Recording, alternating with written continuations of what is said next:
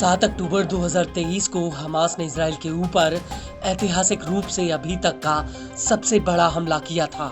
लेकिन इसके बाद इजरायली सेना ने गाजा पर जमीनी हमला कर दिया था। आईडीएफ ने हमास को मिटाने के लिए गाजा में अपनी पूरी ताकत झोंक दी थी।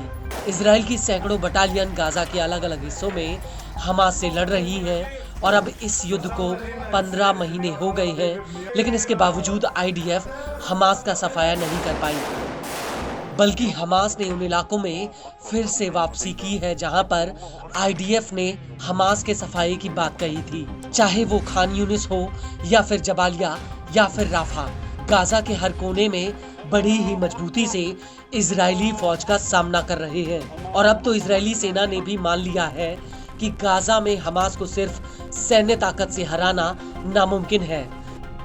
दरअसल आईडीएफ ने माना है कि गाजा के बेत हनून में हमास की सैन्य ताकत में कोई कमी नहीं आई है।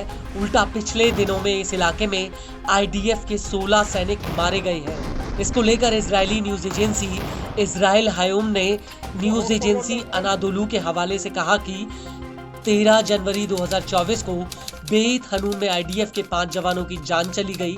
इसके अलावा 10 अन्य जवान एक हफ्ते के भीतर इसी इलाके में मारे गए।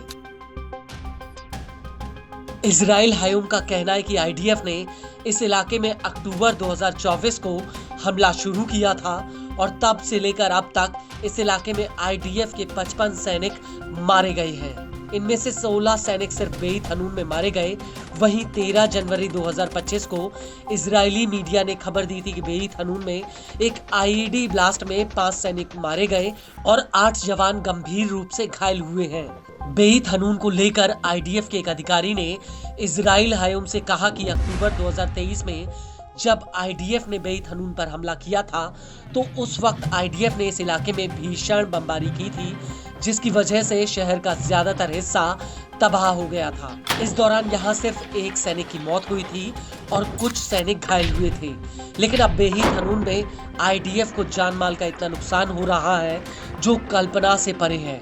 और इस सब के बीच हमास का लोकल कमांड नेटवर्क अभी भी एक्टिव है और इसके कमांडर अभी भी हमले का ऑर्डर जारी कर सकते हैं। और इन हमलों में हमास गोरिल्ला तकनीक से आईडीएफ की छोटी छोटी टुकड़ियों पर हमले कर रहा है और हमास की हमला करने की रणनीति अक्सर कामयाब होती है।